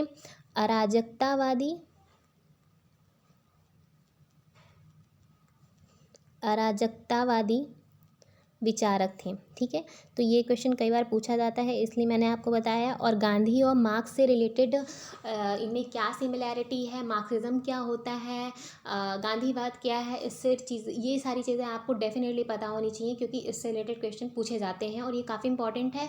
ना ही केवल इस पर्सपेक्टिव से कि आपको एक एग्ज़ाम देना है, बट एक जनरल पर्सपेक्टिव से भी, क्योंकि इस समय जो भी एज अ इंटरनेशनल रूप में या फिर आप बात करो कहीं भी जो एक सिस्टम चल रहा है, जो हम साम्राज्यवाद की बात करते हैं, अगर हम मार्क्सवाद की बात करते हैं तो ऑब्वियसली रूस का कंटेंट सामने आता है। इसमें जो कंडीशंस चल रही हैं, ऑब्वियसली सब जानते हैं कि रूस और यूक्रेन में जो युद्ध हो रहा है, तो वो सारी चीज़ें एक तरह से इंपॉर्टेंट भी हो जाती हैं। बाकी आपको एक अच्छा पर्सपेक्टिव भी प्रदान करती हैं, आपको लाइफ को लेकर, चीज़ों को समझने को लेकर। तो आपको गांधी जी के बारे में तो मैं ज़रूर कहूँगी कि आपको पढ़ना चाहिए। At the same time marks की भी कई चीज़ें ऐसी हैं जो आपको इंस्पायर कर सकती हैं और आपको एक लाइफ का नया पर्सपेक्टिव दे सकती हैं। तो उनकी भी चीज़ें, अगर आप हिंसा वगैरह की बात ना करें, वर्ग संघर्ष की बात ना करें, तो कई सारी चीज़ें ऐसी हैं जो एक बेहतर आपको एक विजन देती हैं, तो उनके बारे में ज़रूर पढ़िए। ठीक है, चलते हैं हम अपने अगले क्वेश्चन पे। भारत के संविधान की उद्देशिका। ठीक है, यहाँ पे उद्देशिका की बात की जा रही है। पहला हमारा ऑप्शन है संविधान का भाग है किंतु कोई विधिक प्रभाव नहीं रखती है। तो मैं बता दूं, जो उद्देशिका है वो संविधान का भाव है। ठीक है, अगर हम इसके विधिक प्रभावों की बात करें तो जो केशवानंदन भारतीवाद था, कोई विधिक प्रभाव नहीं रखती है, तो पहली चीज़ तो ये गलत है, ठीक है। संविधान का भाग है और विधिक प्रभाव भी रखती है, तो ये गलत है। हमारा दूसरा ऑप्शन है संविधान का भाग नहीं है, कोई विधिक प्रभाव नहीं रखती, तो ये भी गलत है, क्योंकि ये उद्देशिका जो है संविधान का भाग है, यानी कि उद्देशिका यहाँ पे हम प्रस्तावना की बात कर रहे हैं, यानी कि प्रियम्बल की। संविधान का भाग है और वैसा ही विधिक प्रभाव रखती है जैसा कि उसका कोई अन्य भाग, तो ऐसा भी नहीं है। इसका अलग एक अपना एक विशेष प्रभाव है, विशेष विधिक प्रभाव है, तो ये अन्य भागों की तरह नहीं है। संविधान का भाग है किंतु उसके अन्य भागों से स्वतंत्र होकर उसका कोई विधिक प्रभाव नहीं है। तो यहाँ पे हमारा ऑप्शन डी सही है कि संविधान का ये भाग तो है, बट अगर हम अन्य भागों से उसे स्वतंत्र कर दें, यानी कि जैसे फंडामेंटल राइट्स है, हमारा डीपीएसपी है, फंडामेंटल ड्यूटीज़ हैं, तो इन सब से अगर हम उसको स्वतंत्र कर दें तो उद्देशिका का कोई स्वतंत्र अस्तित्व नहीं है। क्योंकि जो हमारी उद्देशिका है, प्रस्तावना है, जब जवाहरलाल नेहरू ने लिखी थी तो उन्होंने यही कहा था कि जो उद्देशिका है वो हमारे संविधान का एक समराइज रूप देती है, यानी कि एक उसका एक कहते नहीं, आप अगर किसी चीज़ का सारांश आपको लिखना हो, कोई बड़ा सा अगर आपको चैप्टर दे दिया जाए और अगर उसको कहा जाए कि आप उसको एक शॉर्ट में कंक्लूड करो कि क्या उसका मेन मोटिव है, तो आप उसको शॉर्ट में अगर 300 वर्ड का कोई स्टोरी है या फिर 300 वर्ड की कुछ समथिंग है, तो आप उसको 50 वर्ड में लिख सकते हो। तो आप समझ सकते हो संविधान अगर इतना बड़ा लिखा गया है तो उसका जो 50 वर्ड है वो आपकी प्रस्तावना है, ठीक है। तो प्रस्तावना एक समराइज रूप देती है। अगर हम यहाँ पे बात करें तो जो संविधान का भाग उद्देश्य, अगर हम संविधान की बात करें उद्देशिका की, तो केशवानंदन भारतीवाद 1973 में और जो 1973 में केशवानंदन भारतीवाद हुआ था, उसमें जो है जो बेरुबारी मामला था, इसके पहले हुआ था जो बेरुबारी वाद था, बेरुबारी मामला था, उसके जो उसमें जो निर्णय दिया गया था उसको पलटते हुए यह कहा गया 1973 में केशवानंदन भारतीवाद में यह कहा गया बेरुबारी मामलों को पलटते हुए कि उद्देशिका संविधान का भाग है तथा संविधान के प्रावधानों की व्याख्या में इसकी भूमिका भी है। यानी कि पहले कहा जाता था बेरुबारी मामले में कि संविधान का भाग उद्देशिका नहीं है, बट केशवानंदन भारतीवाद में ये कहा गया कि उद्देशिका संविधान का भाग है और वरन वो संविधान के प्रावधानों की व्याख्या भी करता है। अगर हम यहाँ पे बात करें कि एक और वाद की हम बात करते हैं, एलआईसी वाद जो है 1995, यानी कि एलआईसी का एक केस था 1995 का। उसमें जो है सुप्रीम कोर्ट ने कहा उद्देशिका ना तो संसद को शक्ति प्रदान करती है ना ही उस पर प्रतिबंध लगाती है, ठीक है। संसद को कोई वो पर्टिकुलर शक्ति नहीं प्रदान कर रही है, पर्टिकुलर कोई सुपर पावर नहीं दे रही है, ना ही उस पर प्रतिबंध लगा रही है, तथा उद्देशिका के जो शब्द होते हैं वो गैर न्यायोचित हैं, अर्थात उनका कोई विधिक प्रभाव नहीं है, ठीक है। ये जो है एलआईसी वाद 1995 में कहा गया, जो आज तक चला आ रहा है। जैसा कि मैंने कहा इसका ऑप्शन डी सही है कि उसका अन्य भागों से स्वतंत्र होकर कोई विधिक प्रभाव नहीं है, परंतु उद्देशिका संविधान का भाग है और एक अपना पर्टिकुलर विधिक प्रभाव भी रखती है, ठीक है। तो आई होप ये क्वेश्चन आपको समझ में आया हो। मैं पहले ही बता दूं कि प्रस्तावना आपका बहुत इंपॉर्टेंट टॉपिक है। कई बार आपको जब आप किसी एग्जाम के इंटरव्यू में जाते हो, खासकर यूपीएससी पीसीएस लेवल के, तो कई बार एग्जामिनर्स आपसे उद्देशिका ही पूछ लेते हैं कि चलिए प्रियम्बल बताइए, क्योंकि कई बार बच्चे ऐसा करते हैं कि प्रियम्बल नहीं याद करते। प्रियम्बल के जो कई मेन इंपॉर्टेंट टॉपिक हैं, जैसे वहाँ पे क्या क्या वर्ड्स दिए हैं, उसमें कब क्या चीज़ ऐड की गई, जैसे उसमें क्या चीज़ कहाँ से ली गई है, किस देश से ली गई है। अगर हम उसमें बात करें जैसे पंथ निरपेक्षता, समाजवादी, लोकतांत्रिकरण, ये सब वर्ड दिए हैं, तो उसमें कौन से वर्ड दिए, इससे रिलेटेड बहुत सारे क्वेश्चन बनते हैं। और मैंने पहले के सेशन में प्रस्तावना से रिलेटेड कई सारे क्वेश्चन कवर अप किए हैं, तो प्लीज़ उसको ध्यान दीजिएगा, क्योंकि प्रस्तावना बहुत इंपॉर्टेंट है। प्रीएम्बल आपको डेफिनेटली याद होना चाहिए। और उसमें जो है आपका जो डेट देता है कि 26 नवंबर 1949 को वो जब अंगीकृत किया गया, तो वो भी चीज़ें आपको ऑब्वियसली पता होनी चाहिए। तो प्रस्तावना बहुत इंपॉर्टेंट टॉपिक है, तो उसको इसकी प्लीज़ मत करिएगा, क्योंकि आपका कॉन्स्टिट्यूशन ही उससे स्टार्ट होता है। वो आपका कॉन्स्टिट्यूशन का समराइजेशन है, एज अ सारांश है, तो वो आपको एक अलग ही पर्सपेक्टिव देता है। और अगर आप कभी भी स्टार्ट करें अपनी स्टडी करना, अगर आपको पॉलिटी पढ़नी है, कॉन्स्टिट्यूशन पढ़ना है, एज अ जनरल नॉलेज के लिए भी पढ़ना है, मतलब मैं ये नहीं कह रही हूँ कि आपको कोई एग्ज़ाम ही क्लियर करना है, जनरली भी आपको कॉन्स्टिट्यूशन पढ़ना चाहिए, क्योंकि वो एक इम्पॉर्टेंट हमारे देश का एक बेस, एक पिलर है, जो हम जिससे जो पूरा देश चलता है। तो आप कोई धर्म ग्रंथ पढ़े ना पढ़ें, बट आपको कॉन्स्टिट्यूशन तो ज़रूर पढ़ना चाहिए। और अगर आप कॉन्स्टिट्यूशन पढ़ना है तो आपको उसे प्रस्तावना से ज़रूर स्टार्ट करना चाहिए, यानी preamble is the most important topic of constitution. तो चलते हैं हम अपने नेक्स्ट क्वेश्चन पे।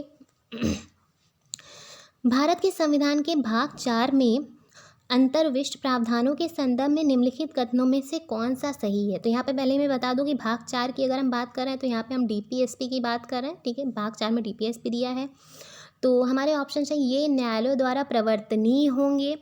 तो ये गलत है, क्योंकि मैं पहले ही बता चुकी हूँ कि डीपीएसपी जो है प्रवर्तनीय नहीं होता, यानी कि डीपीएसपी के हनन होने पे हम कोर्ट में नहीं जा सकते कि हमारे डीपीएसपी इस नीति निदेशक तत्व का हनन हुआ है और हमको इसके खिलाफ केस करना है, तो ये आप नहीं कर सकते। जबकि फंडामेंटल राइट की हम बात करें तो फंडामेंटल राइट प्रवर्तनीय होते हैं, यानी उनके उल्लंघन होने पर आप न्यायालय में जा सकते हैं। तो ये ऑप्शन आपका गलत हो जाता है। हमारा अगला ऑप्शन है ये किसी भी न्यायालय द्वारा प्रवर्तनीय नहीं होंगे, तो ये सही है। हमारा अगला ऑप्शन है इस भाग में अधिकथित सिद्धांत राज्य के द्वारा कानून बनाने को प्रभावित करेंगे, तो ये भी सही है।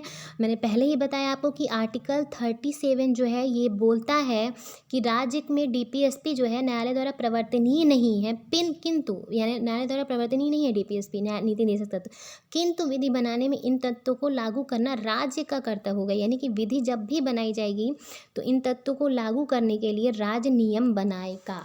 जैसे अगर हम डीपीएसपी में बात करते हैं कि हमारा जो आर्टिकल 44 है, जो हमारा आर्टिकल 44 है वो हमारा जो आर्टिकल 44 है वो हमारा समान नागरिक संहिता की बात करता है, यानी कि यूनिफॉर्म सिविल कोड की बात करता है। तो उससे रिलेटेड जो भी नियम बनाए जाएंगे, यानी कि अगर हम हिंदू पर्सनल लॉ की बात करें, मुस्लिम लॉ की बात करें, या फिर जो हमारा स्पेशल मैरिज एक्ट है जिसके तहत आप अगर इंटर रिलीजन मैरिज करते हैं, इंटर कास्ट मैरिजेस करते हैं, तो जो होती है स्पेशल मैरिज एक्ट 1964 के तहत, तो वो सारी चीज़ें जो है आर्टिकल 44 के अंदर है। तो उसको लेकर जो ये कानून बनाया गया, जैसे स्पेशल मैरिज एक्ट हो गया, तो उसको इम्प्लीमेंट करने के लिए, यानी सामान्य नागरिक संहिता को इम्प्लीमेंट करने के लिए ये कानून बनाया गया।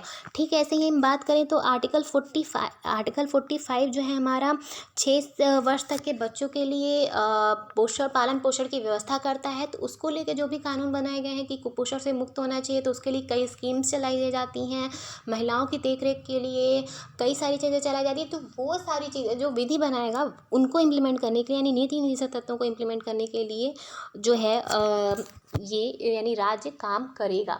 ठीक इसी तरह आप देख सकते हैं, जैसे हमारा ये भी है डीपीएससी में, अगर आप और आर्टिकल देखें तो महिलाओं की सुरक्षा, मादक पदार्थों का शोषण, मादक पदार्थों को कंज्यूम ना करना, ये सारी चीज़ें, पर्यावरण का संरक्षण करना आर्टिकल 48 है, ये सारी चीज़ें भी इससे तहत भी जो कानून होते हैं वो विधि बनाई जाती है। जैसे पर्यावरण संरक्षण नियम अगर हम 1986 की बात करें, वन्यजीव संरक्षण अधिनियम 1972 की बात करें, तो ये सारी चीज़ें जो है आपको डीपीएसपी को एक्सप्लेन करती हैं। और इवन साथ साथ ही डीपीएसपी में जो चीज़ें दी गई हैं वो न्यायालय द्वारा प्रवर्तनीय नहीं है, परंतु राज्य उसका विधि बनाने में प्रयोग करता है और उससे रिलेटेड विधियां बनाई जाती हैं। ठीक है, तो इसका ऑप्शन हमारा दूसरा, तीसरा ये हमारा सही है। ठीक है, तो ऑप्शन कौन सा सही है आप देख सकते हैं।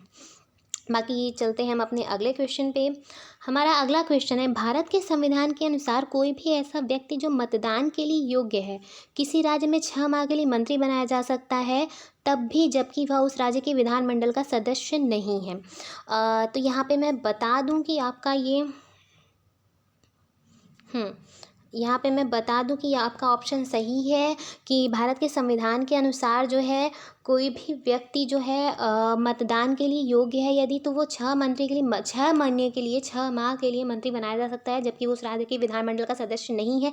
परंतु यह मैंडेटरी होता है कि 6 माह के अंदर उसे किसी न किसी उसे मंत्री बनना ही होगा, यानी किसी न किसी तरीके से उसको सदस्यता लेनी ही होगी, कहीं ना कहीं से जीतना ही होगा। अगला जो हमारा ऑप्शन है लोक प्रतिनिधित्व अधिनियम 1951 के अनुसार कोई भी ऐसा व्यक्ति जो दांडिक अपराध के अंतर्गत दोषी पाया गया है, जिसे 5 वर्ष के लिए कारावास का दंड दिया गया है, चुनाव लड़ने के लिए स्थायी तौर पर निरस्त हो जाता है, भले ही वह कारावास से मुक्त हो गया हो। तो ये भी सही है कि अगर किसी भी व्यक्ति को 2 साल से ज़्यादा की सज़ा होती है, ठीक है, 2 साल से ज़्यादा यानी 2 वर्ष से ज़्यादा का कारावास होता है, तो चुनाव आयोग या तो इसकी या सज़ा दे सकता है और उसे 6 वर्ष तक अयोग्य कर सकता है। किसके तहत? लोक प्रतिनिधित्व अधिनियम 1951 के तहत। यहाँ पे जो है मैं बता दूँ कि ये जो लोक प्रतिनिधित्व अधिनियम 1951 की हम बात कर रहे हैं, तो उसका जो है उसकी जो है धारा यानी कि सेक्शन 8 उसका सब क्लॉज 3 जो है इस चीज़ को डिफाइन करता है कि कोई भी व्यक्ति चुनाव लड़ने के लिए स्थायी तौर पर निरस्त हो जाता है यदि वह दांडिक अपराध के अंतर्गत दोषी पाया गया है और 5 वर्ष के लिए उसे कारावास का दंड दिया गया है, चाहे वह कारावास से मुक्त हो गया हो। तो यहाँ पे हमारा ऑप्शन डी सही है, हमारा ऑप्शन पहला और दूसरा दोनों सही है। ठीक है,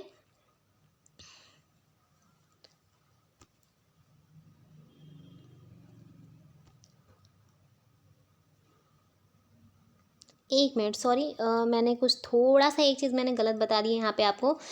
यहाँ पे जो है हम बात कर रहे थे कि हाँ, ये जो हमारा लोक प्रतिनिधि अधिनियम 1951 है उसकी धारा जो 83 है उसके अंतर्गत मैं बता दूँ कि अब 5 वर्ष का ये प्रावधान नहीं दिया गया है, यहाँ पे 6 वर्ष का प्रावधान है कि यदि कोई व्यक्ति 2 वर्ष से ज़्यादा जो है कारावास में बिताता है या फिर उसको सज़ा दी जाती है तो वो चुनाव आयोग के द्वारा 6 वर्ष के लिए आयोग घोषित किया जाता है, ना कि उसके ज़्यादा के लिए, यानी कि स्थायी तौर पर वो निरस्त नहीं होता बल्कि वो 6 वर्ष के लिए निरस्त किया जाता है और उसके बाद अगर वो कारावास से मुक्त हो जाता है तो वो पुनः चुनाव लड़ सकता है। और अगर हम पहले ऑप्शन की बात करें तो कोई भी ऐसे व्यक्ति जो मतदान के लिए योग्य है किसी राज्य में 6 माह के लिए मंत्री बनाया जा सकता है, तब भी जबकि वह उस राज्य की विधानसभा का सदस्य नहीं, विधानमंडल का सदस्य नहीं है, तो ये गलत है। विधानमंडल का उसे सदस्य होना चाहिए क्योंकि जो मतदान एज होती है वो जो है 18 वर्ष है, जबकि विधानसभा का सदस्य होने के लिए 25 वर्ष जो है मिनिमम एज होती है। तो यहाँ पे जो हमारा ऑप्शन पहला भी और ऑप्शन दूसरा भी हमारा दोनों गलत है, यानी कि हमारा ऑप्शन नंबर डी सही है। ठीक है, तो चलते हैं हम अपने अगले क्वेश्चन की ओर। हमारा अगला क्वेश्चन है, भारत का राष्ट्रपति ऐसे स्थान पर जिसे वह ठीक समझे संसद का सत्र आह्वान कर सकता है।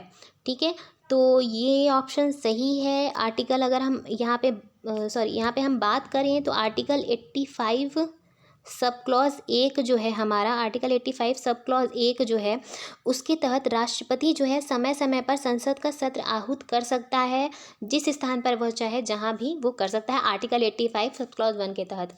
हमारा दूसरा ऑप्शन है, भारत का संविधान 1 वर्ष में संसद के 3 सत्रों का प्रावधान करता है किंतु सभी 3 सत्रों का चलाया जाना अनिवार्य नहीं है। तो ये मैं बता दूं कि ये ऑप्शन गलत है। संविधान में संसद के 3 सत्रों का कोई वर्णन है, ना ही कार्य दिवस संख्या निर्धारित की गई है, क्योंकि यहाँ पे संविधान की बात की गई है तो संसद के 3 सत्रों का प्रावधान करता है, तो यहाँ पे संविधान में ऐसा कोई प्रावधान नहीं किया गया है। जबकि हाँ, 3 सत्र चलाए जाते हैं, जैसे आप भी जानते होंगे, मानसून सत्र, शीतकालीन सत्र और हमारा यहाँ पे बजट सत्र। ठीक है, तो 3 सत्र चलाए जाते हैं ऑब्वियसली, बट ये संसद के नियम के आधार पर होते हैं, ना कि ऐसा संविधान में दिया गया है। तो ये हमारा ऑप्शन बी गलत है।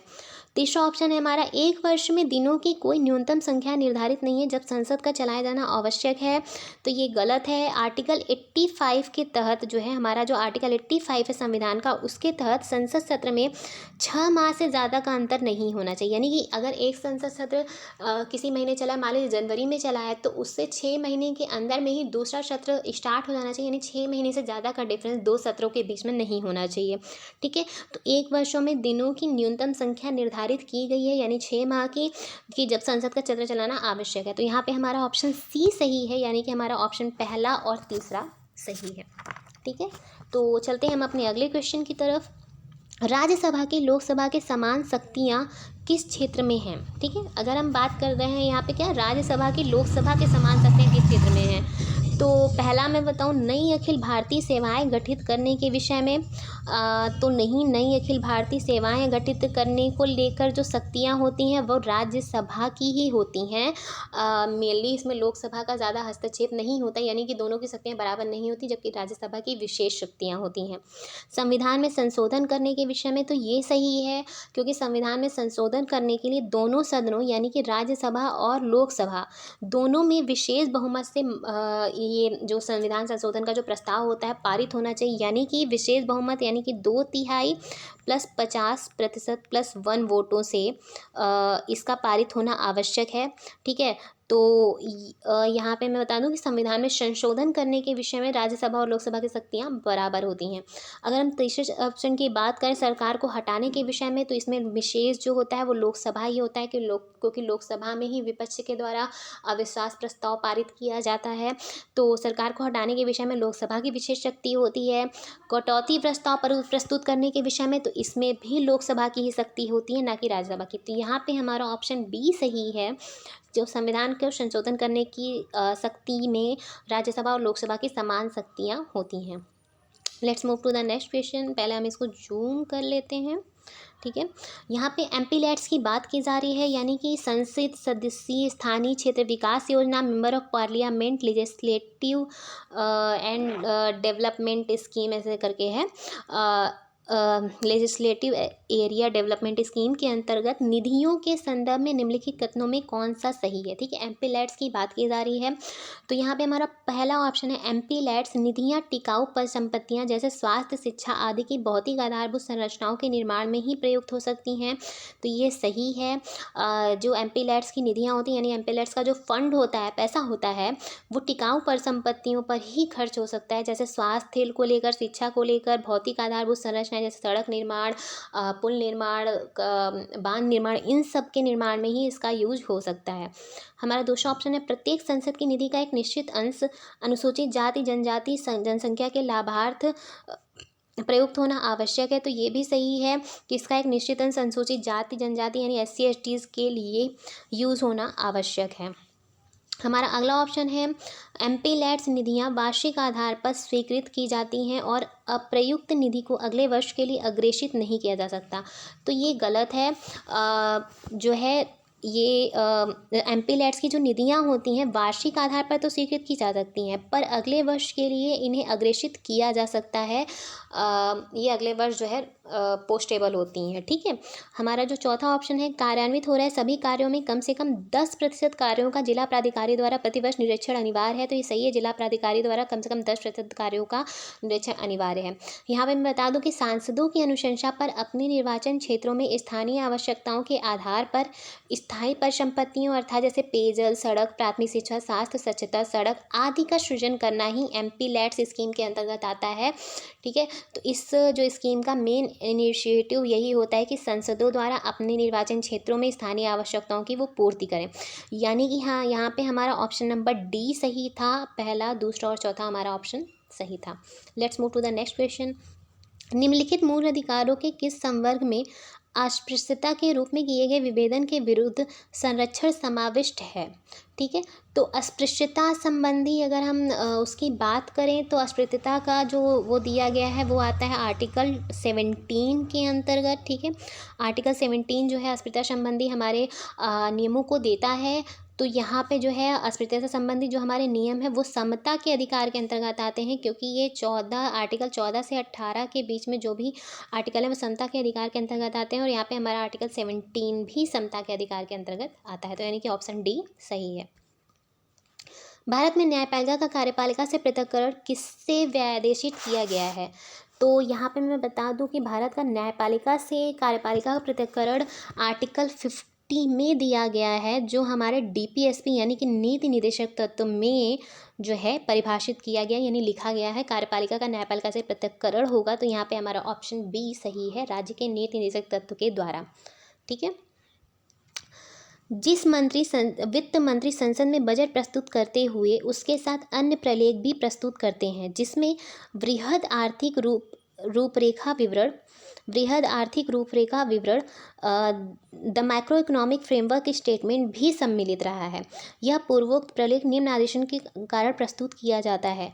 चिरकालिक संसदीय परंपरा के कारण, भारत के संविधान के अनुच्छेद 112 तथा 110(1) के कारण, भारत के संविधान के अनुच्छेद 113 के कारण, राजकोषीय उत्तरदायित्व एवं बजट प्रबंधन अधिनियम 2003 के प्रावधानों के कारण।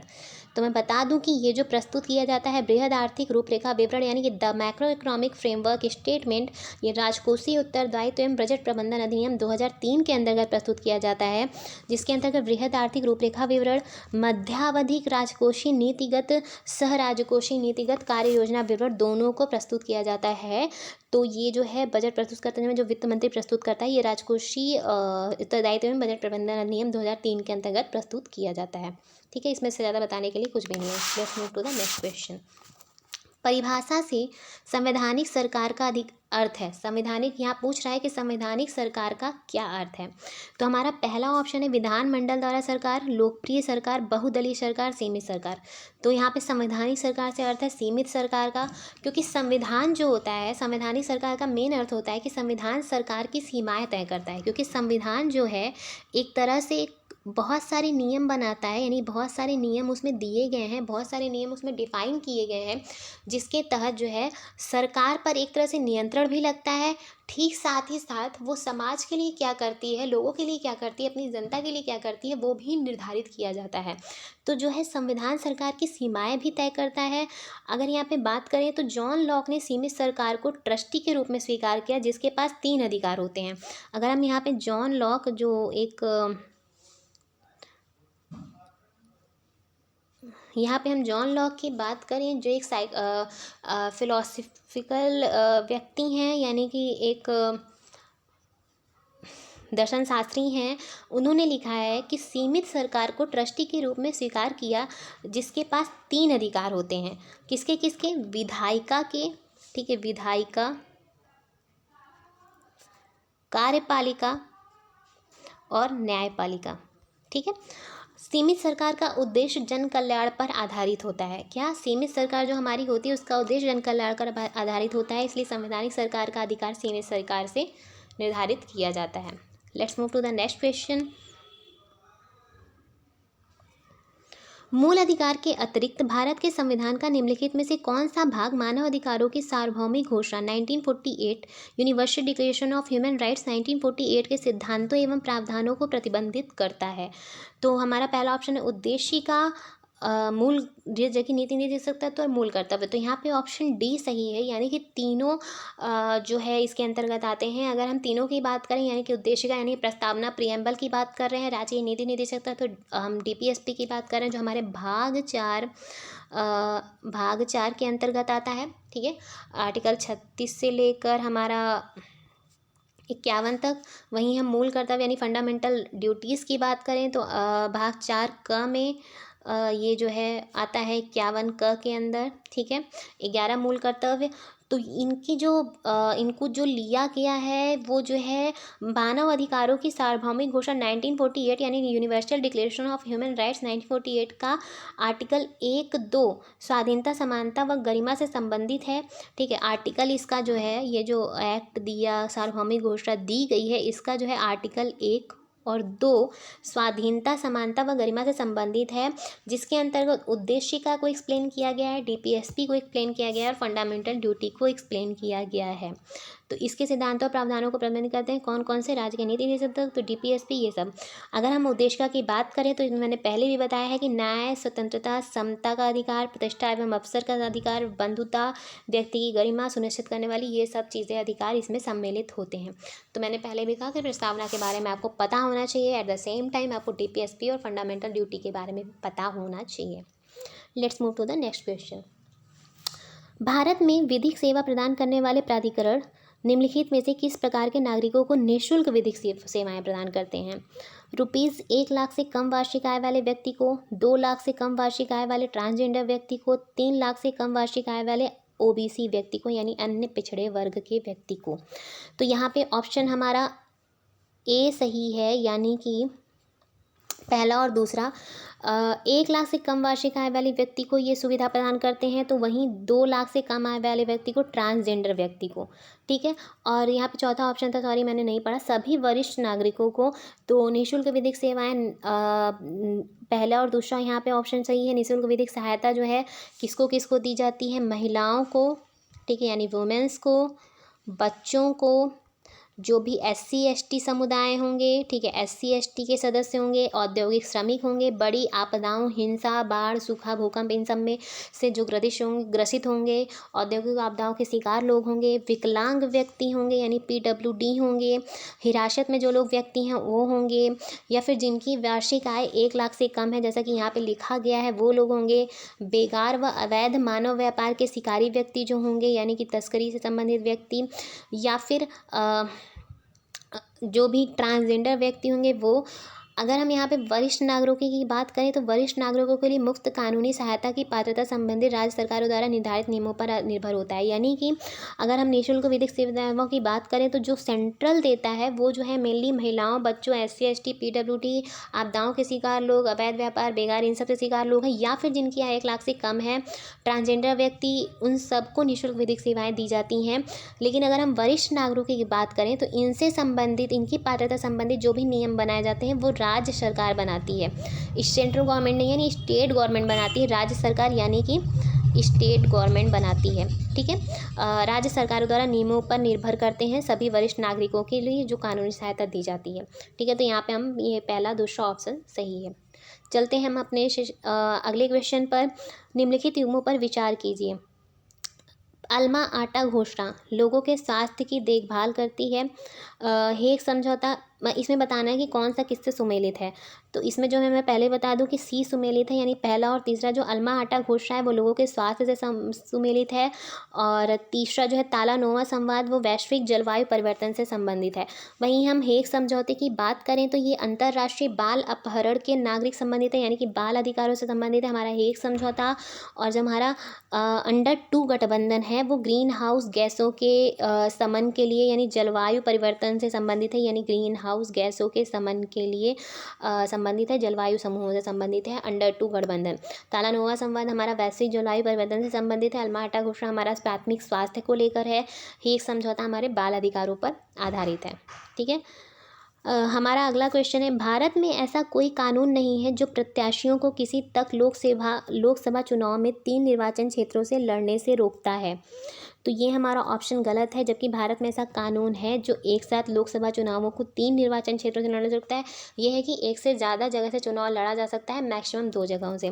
1991 के लोकसभा चुनाव में श्रीदेवी लाल ने 3 लोकसभा निर्वाचन क्षेत्रों से चुनाव लड़ा था, तो ये ऑप्शन सही है। वर्तमान नियमों के अनुसार यदि कोई प्रत्याशी किसी एक लोकसभा चुनाव में कई निर्वाचन क्षेत्रों से चुनाव लड़ता है तो उसकी पार्टी को उन निर्वाचन क्षेत्रों के उपचुनावों का खर्च उठाना चाहिए जिन्हें उसने खाली किया है, बशर्ते वह सभी निर्वाचन क्षेत्रों से विजयी हुआ हो।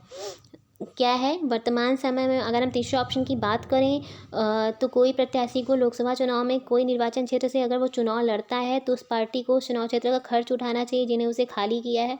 तो ऐसा नहीं है, वो उस पार्टी वो नहीं करती, बल्कि ये होता है कि अगर आप एक से ज़्यादा जगह से चुनाव लड़ते हो और आप 2 जगह से जीत जाते हो तो आपको इमीडिएटली एक जगह से अपनी सीट खाली करनी होती है और एक जगह का चुनाव करना होता है कि आप इस जगह पे अपनी पार्टी बनाओगे या फिर आप स्टेबल रहोगे, ठीक है।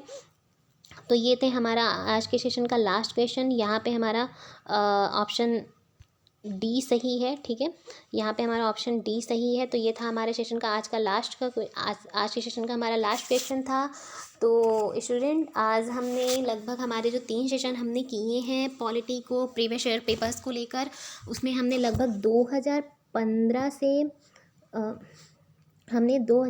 से 2021 तक के सारे जो भी प्रीलिम्स में क्वेश्चन पूछे गए थे, यूपीएससी के प्रीलिम्स में पॉलिटी से रिलेटेड हमने सारे क्वेश्चन डिस्कस कर लिए हैं।